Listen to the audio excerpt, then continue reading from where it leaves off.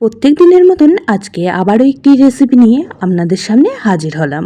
আজকে কাঁচা টমেটো দিয়ে দুর্দান্ত স্বাদের একটি নিরামিষ রেসিপি আপনাদের সঙ্গে শেয়ার করব, যেটা গরম ভাতের সাথে খেতে লাগবে দুর্দান্ত। বাচ্চা থেকে বড় সকলেই পছন্দ করবে, গরম হোক বা শীতকাল।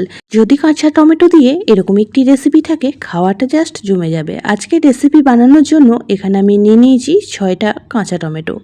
তো টমেটোগুলিকে খুব ভালো করে ধুয়ে নিয়েছি। এখন টমেটোগুলিকে কেটে নেব। তো কিভাবে কাটিং করে নিচ্ছি সেটাও আপনাদের সঙ্গে শেয়ার করে দিচ্ছি। তো একটা টমেটো মাঝখান থেকে 2 টুকরো করে ঠিক এইভাবে লম্বা লম্বা করে সমস্ত টমেটোগুলিকে প্রথমেই কেটে নেব। কাঁচা টমেটোর রেসিপি মানেই একটু টক স্বাদের তৈরি হয়, যেটা এই হালকা গরমে দুপুরে ভাত ডালের সাথে খেতে জাস্ট অসাধারণ লাগবে। তো সমস্ত টমেটোগুলি কাটা কমপ্লিট হয়ে গিয়েছে। এখন একটা থালার মধ্যে নিয়ে নিয়েছি। এখন রেসিপিটি তৈরি করার জন্য গ্যাসের মধ্যে একটা কড়া বসিয়ে দিয়ে কড়াতে দিয়ে দিচ্ছি এখানে বেশ কিছুটা পরিমাণ তিল। তো এখানে আমি 2 চামচ পরিমাণ তিল নিয়ে নিয়েছি, আর তার সাথে নিয়ে নিয়েছি 1 চামচ কালো সর্ষে। গ্যাসের ফ্লেমটা লোতে রেখে 1 থেকে 1.5 মিনিট সময় নিয়ে তিল আর সর্ষেটা ভেজে নেব। খেয়াল রাখতে হবে যাতে না পুড়ে যায় বা না লাল ভাব চলে আসে।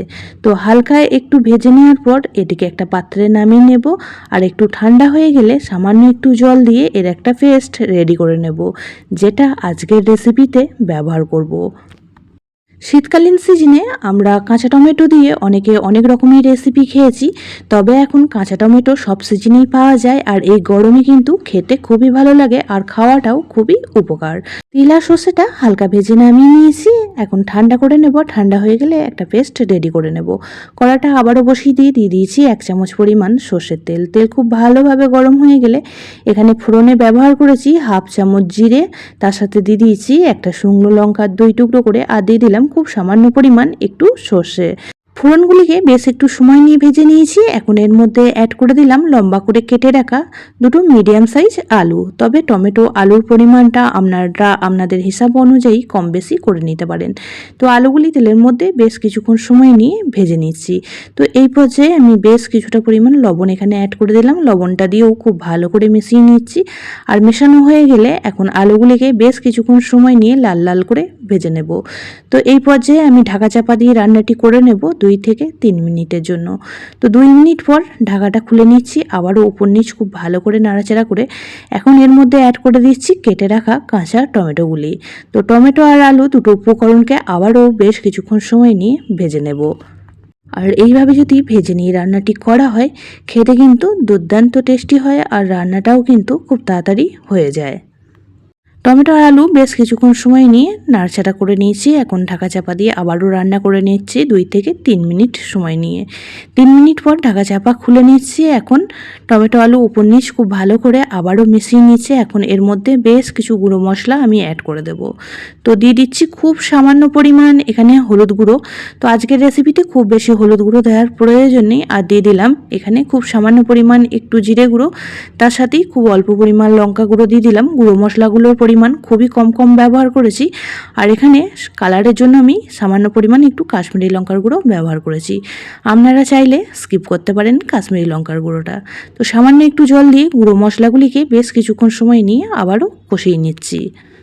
পুরনো বন্ধুরা সবসময় আমার পাশে থেকে আমাকে এতটা সাপোর্ট করার জন্য অনেক অনেক ভালোবাসা। নতুন বন্ধুরা যারা চ্যানেলে ভিজিট করছেন, চ্যানেলটি এখনও পর্যন্ত সাবস্ক্রাইব করেননি, তাদের কাছে অনুরোধ রইল চ্যানেলটি সাবস্ক্রাইব করে পাশের বেল আইকনটি অল করে দেবেন। তাহলে আমি যখনই কোনো ভিডিও দেব, নোটিফিকেশন সবার আগে আপনাদের কাছে পৌঁছে যাবে। তো এখানে যে তিল আর সর্ষেটা আমি পেস্ট বানিয়ে রেখেছিলাম, সেই পেস্টটাই অ্যাড করে দিলাম। বাটিটা ধুয়ে বেশ কিছুটা পরিমাণ জলও এখানে দিয়ে দিচ্ছি। খুব সহজ আর দারুণ স্বাদের একটা ঘরোয়া পদ, আলু আর কাঁচা টমেটো দিয়ে তৈরি এই মজাদার পদটি।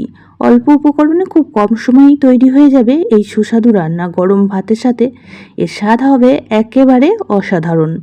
রান্না যদি হয় সহজ আর স্বাদে ভরপুর, তাহলে আলু কাঁচা টমেটোর এই রেসিপিটি একবার অবশ্যই ট্রাই করে দেখতে পারেন। এই পর্যায়ে এখন অ্যাড করে দিলাম পরিমাণ মতন লবণ।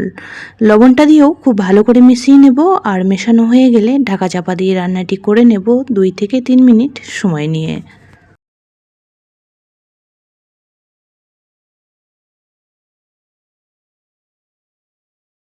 3 মিনিট পর ঢাকাটা খুলে নিয়েছি আর এখানে অ্যাড করে দিচ্ছি বেশ কিছুটা পরিমাণ ভেজে রাখা বড়ি।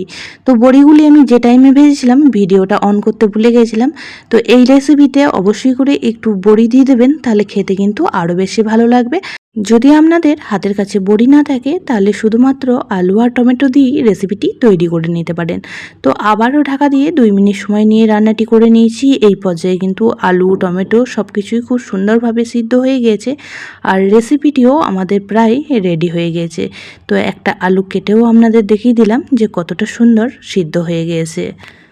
এই গরমে যদি হালকা পাতলা এই ধরনের একটি রেসিপি থাকে তাহলে কিন্তু খাওয়াটা একদমই জমে যায়।